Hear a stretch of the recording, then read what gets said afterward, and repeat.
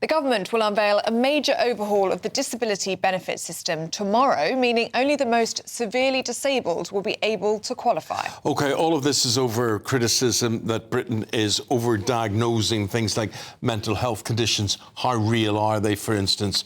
People get to claim disability benefits for anxiety, for depression, and that has gone up, it's doubled in the past 10 years. Here's what the Health Secretary had to say.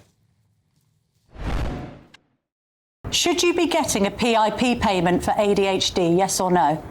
I think it very much depends on the nature of the condition and the for severity. ADHD, a These things are a PIP spectrum, payment. so I think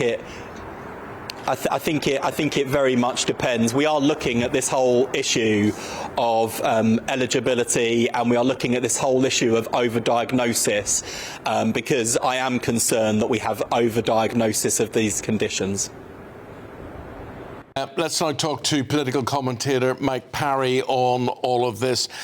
Mike, good morning. Very good to see you, and really interesting to hear your opinion over this, because there's a growing rebellion within the Labour Party on this. And I must admit, I see the validity of this. I mean, here is a socialist party, a party that's supposed to be standing up and representing ordinary working people, people who are downtrodden, disadvantaged, whatever. And here we've got the chameleon, the what is he called? Shift shares, whatever he is. Starmer, who basically will be anybody you want him to be. One stage you'll be voting with Jeremy Corbyn to say, oh, we should have benefits for everybody. Now he's completely different identity now. Where do you stand in this? What's your view on this? What's your take, my friend? Well, like you, Eamon, and maybe Ellie as well, I'm completely confused about which face we take of Keir Starmer. He hasn't just got two faces. He's got a multiple number of faces, depending on who he is or where he is. If he's on the world stage, he has his statesman-like look on his face. If he's back in Britain, he seems to be hiding from some of these severe policies, which a lot of people think are going to make the country much poorer. And I'm talking about the economic policies of Rachel Reeves, the Chancellor, and at the same time, turning full circle again and attacking those who thought they could most rely on the Labour Party, and that is people who take benefits off the government. Now, we all know that when the benefit system in this country was started, it was a safety net, not a way of life. But if you look at the figures that we've been reading about over the last 2 or 3 weeks, 10 million people in this country are economically inactive. The number of people on benefits has soared massively, about 40% since before COVID. All of a sudden, Labour say, we're going to get tough on this. I'm going to cut it all back, except the newspaper headlines this morning are indicating they're going to row back on that determination. And that's because they've got so many MPs now who are first-time MPs who've never had a job before in their lives outside of working in government or civil service, who know they will get a hammering from their voters. And if this has to be put through Parliament and has to be voted upon, then the constituents can find out whether their MP voted for it or not. And that's why there's a rebellion, because lots of backbench MPs are saying, I'm not voting to cut benefits. Here's the argument. They're going to say, oh, well, we're left with a £10 billion black hole and we've got to fill it somewhere, whatever. I put it to you. Yeah. If you put you or me in government and we sat round the cabinet table, I could save you 10 billion quid tomorrow. Yeah. Oh, I totally agree with you. I mean, Rachel Reeves said it initially, it's a £22 billion black hole. That's been discredited even by the number crunchers in the civil service, in government, Office of Budget Responsibility and others. But if you ask anybody, in the transfer of one government to another, there is usually a difference of about 10 billion quid in the way they weigh up the finances on each side. But remember, because people don't, Rachel Reeves gave 12 billion quid away to the public sector, to the unions who are her friends, and that has created a massive hole in the budget because of her policies. I'm afraid the cost of borrowing to this country is going up, meaning it's removed her headroom of about 10 billion quid to be able to do things she wanted to do. Rachel Reeves is making a huge mess of things.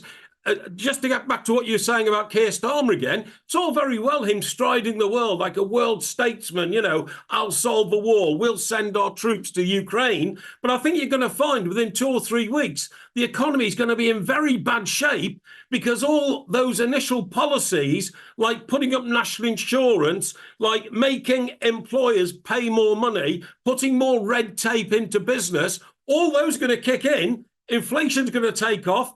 People are going to lose their jobs. It's not going to be a very pleasant scenario in the next month. I don't know if you've seen the front page of the Daily Mail this morning, but it's a new report from PwC. 1 in 4 young people want to quit the workforce entirely. Yeah. And the most frequent reason that they're using and citing is mental health. So this is the scale of the challenge that is facing the Labour Party, isn't it? How do you incentivise young people to actually want to go to work when they feel as though they'd be better off on benefits? I totally agree with you. In fact, there's a more horrifying headline on the front of the Daily Telegraph, which says 4 out of 10 of Gen Z are considering full-time non-work rather than getting into employment. That's 40% of these people. I can't understand where all this has come from, because a bit like Eamon, and I'm sure yourself, Ellie, I've always had about 2 or 3 jobs. Ever since I was at a paper round at the age of 12, I've worked almost every day. I've had jobs when I've had jobs, and I've been a journalist, I've done something else. And I can't get my head around Gen Z. I do know that the Gen Z view that we shouldn't be expected to work 5 days a week from 9 to 5. I know that is very strong because, I mix with, young people, friends of my nephew and my niece, and they have this attitude. They definitely have this attitude. One of them said to me quite specifically, you won't get me working 9 to 5. You won't get me going to an office. I'm going to do something else. And I said, well, what else are you going to do? He didn't know what he was going to do. Just, I'm not going to be like you. And all my life, all I wanted is a decent day's pay for a decent day's work, but they do not see that as a principle by which they want to adhere to. No. And Mike, just as we look at our poll today that we're asking, Starmer's idea, I suppose, is quite popular, and that is cutting benefits. It's a sort of conservative policy, but he's saying, we're asking today in the poll, should the crackdown on sickness pay happen in a bid to get people back to work? 85% of people say yes. So we'll bring a final result with Martin Dobney at 3 o'clock. Let's get the thoughts now. The former Conservative Special Advisor, Oscar Reddrop, who joins us in the studio. Morning, Oscar. Good morning. There's a lot of confusion in the ranks over this, isn't there? Yeah. West Streeting with his strong rhetoric over the weekend, and then we're apparently rowing back on PIP payments. Yeah, when a politician... I mean, this is only yesterday, and this is all going to be announced tomorrow. And when you see a politician like Wes, who's normally a very good performer, like broadcast, and just a pretty good Secretary of State, or effective at least, and he said, we're going to have a look at this. Like, well, it's a bit bloody late to be looking at it. You're meant to be announcing it tomorrow. They clearly, it's in a real mess. This announcement. I don't think they quite know if they're coming and going on it. I think they have a lot of pressure amongst the left of the party and probably the centre of the party, backbench MPs. I think around the cabinet table, I can see someone like Ed Miliband, for example, being really unhappy about some of the proposals. So the PIP U-turn, I think, is as much about internal party political pressure as it is public. And then you add to that the public pressure. And look, I mean, should people who can work? Absolutely. Do we all need to be mucking in now in terms of, growth and the economy and jobs and all the rest of it? For sure. But this is where politics and real life intersect in a really quite cruel way, because all the chaos, Wes doesn't really have a bloody idea what's going on already, on Sunday, and all the briefing in the press over the last week and the infighting in the Labour Party, there are people who are sat at home with these conditions who will be directly affected by it, who have no idea whether they're coming or going. And that is cruel. And I'm not being, softy kind of... That is just on a human level cruel. And if I'm honest, if I'm being really direct here, it's surprised me. I don't think Keir Starmer cares about being cruel. I don't think he cares one jot about that kind of stuff. He cares about power.